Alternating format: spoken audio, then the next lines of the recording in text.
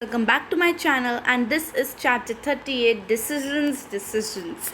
I think इस chapter में ना मुझे एक कोर्स सच में चूज़ करना पड़ेगा. मैंने रियली मैसन को चूज़ करा था अपने साथ उस नाइट के लिए, लेकिन अब मुझे मैसन या नॉर्म में से किसी एक को चूज़ करना है, like for my whole life, आगे का future. When people say they are between a rock and a hard place, it usually means they are faced with two hard decisions. But what do you call it when you have two good options? Well, आज तक खाई है या आगे पत्थर है ये सुना था, लेकिन वो दोनों बैड डिसीजंस थे. वहाँ पे आपको नहीं जाना, वहाँ पे आपको रहना, वो आपकी चॉइस है. लेकिन जब आपको लेना पड़े, वो भी कोई दो में से गुड डिसीजन, तो आप क्या लोगे?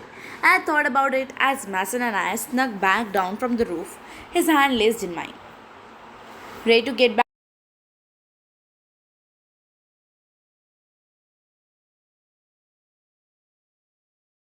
away from the dance?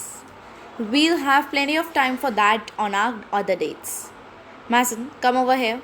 We both froze. I was sure we had been caught coming back from the roof. But when I turned around,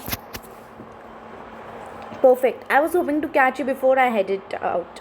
Sorry, I don't think we have met. Wait, you sat next to me at the homecoming game. Are you a football scout? Indeed, Scout Andrews, college scout for the National Association of Undergraduate Athletics. As you likely know, each year we select one standout athlete and fund a full scholarship to the college of their choice. I have already spoken to Mr. Noah Harris, the star quarterback. With the start, I realized Noah was leaning behind the wall behind Mr. Jennings and the scout, his expression unreadable. Why don't you boys help me get to know you better? Why should I pick you? All my life, I have dreamed of playing quarterback for the Air Force, just like my dad. Just like your dad, huh? So is that your dream or his?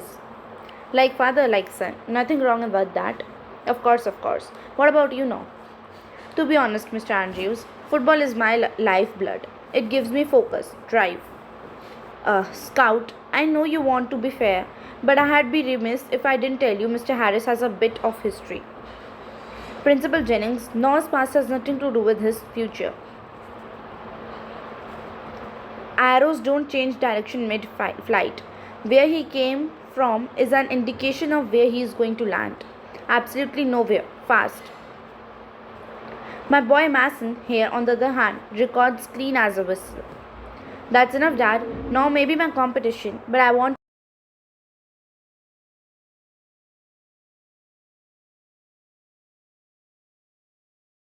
Your principal does have a point. Character matters. Mr. Andrews, can't you pick both of them? Give it some more time. The more you talk to them, the more I think you'll see they both deserve the scholarship. Both of the boys definitely caught an eye, but money doesn't grow on trees. There's only enough for one of you. Scout, I had like a word. You kids should get back to the dance. Try to enjoy yourselves. As they left, the three of us eyed each other awkwardly. There was one too many of us here to enjoy the evening. Look, no, my dad can be a kind of tool. It's fine, used to it. No. Addie, why don't we take that scout's advice? Get to dancing? Yeah, a dance sounds great. Music rocked the dance floor as we returned to the gym. You know, I don't think we have had one full dance all night. We danced when we got here. Dance doesn't count. We got interrupted. Mason looked around the room at our classmates thoughtfully, then held a hand out to me with a smile. Let's give them a show they'll still be talking about at our high school reunion. I could tell dancing would take his mind off the drama with this scout, and all I wanted was to be as close to him as possible. You know what? Let's try this one more time. Take it easy for a bit. My feet are getting a bit sore in these hills. Then let's find somewhere for you to sit. There's nothing stopping us from enjoying the music, at least. Together, we grabbed a table, watching other couples laugh and dance. I laid my head on Mason's shoulder. Then the door to the gym opened. The scout Andrew stepped through. Well. He waved us over from the edge of the gym, and we approached.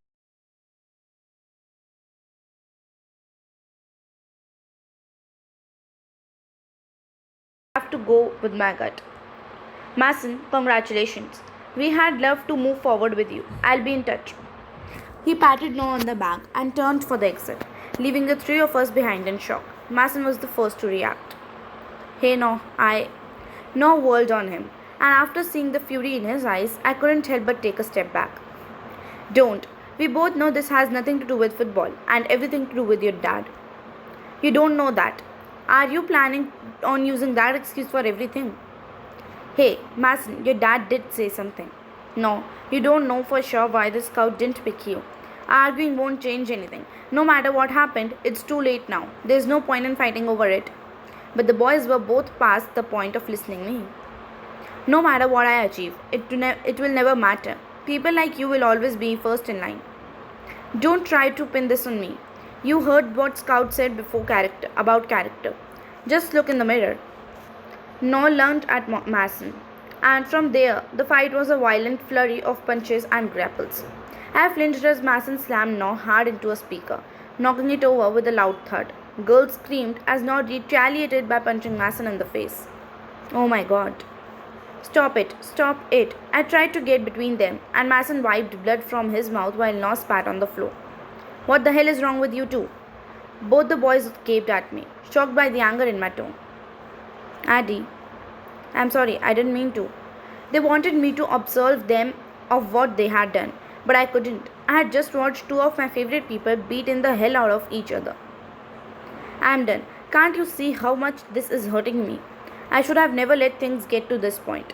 This whole thing was a mistake from the start. I couldn't do this with either of you.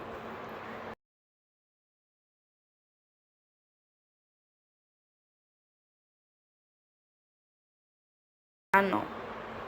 Enough, you two. In my office. Everyone else out. Now, this dance is over. Well, the lights came on.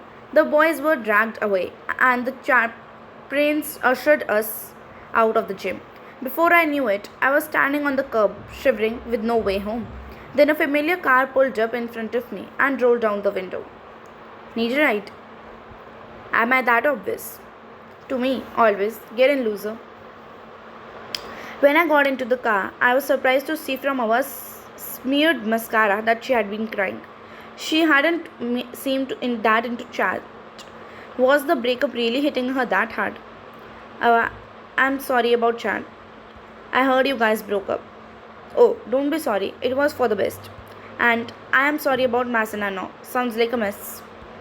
I shouldn't have been dating them both like this. Sometimes it's like I don't even know my own heart. I know what it's like, not really knowing what's in your heart. I think I have been lying to myself for a long time about who I really am, what I really want. All I need to be honest to you now, too. What do you mean? Honest about what?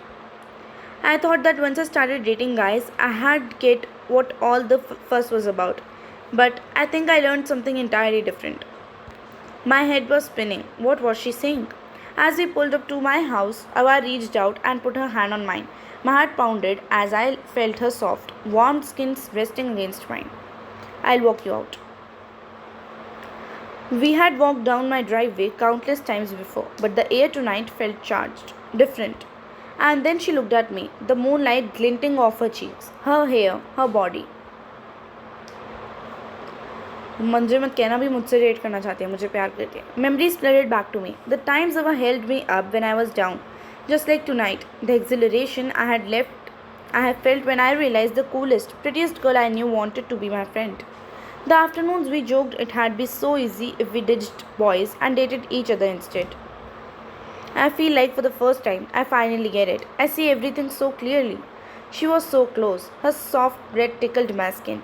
Her lips were mere inches from mine, and if I could close the distance.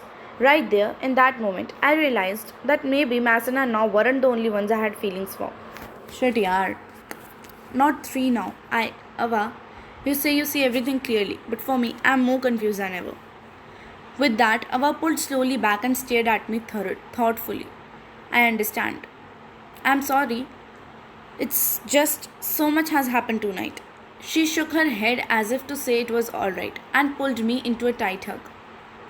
Well, I'm here for you if you need me. Give me a call sometime. We can talk about anything. As I was receded into the distance, I stared up at the night sky. Just as ago, I had felt closer than ever to knowing who I wanted to be with. Now I knew I was farther than ever, and yet I didn't feel like crying anymore. The sky held a thousand lights, a thousand options, and for a moment I let myself feel lost there, basking in the faint light of infinite possibilities. Well, I guess this was it, and this chapter was really a dramatic one. मतलब अब मुझे पता चल रहा है मैं first two loves नहीं होगा, मैं first two loves but later my third love भी होने वाला है. दो तो लड़ रहे हैं ऑलरेडी, और अब जो अवा है वो मैसिंग के साथ डेट कर चुकी है. So this is the whole lot experience which I don't want to. This was it, guys, for chapter 38, and I hope I see you in chapter 39. Thank you.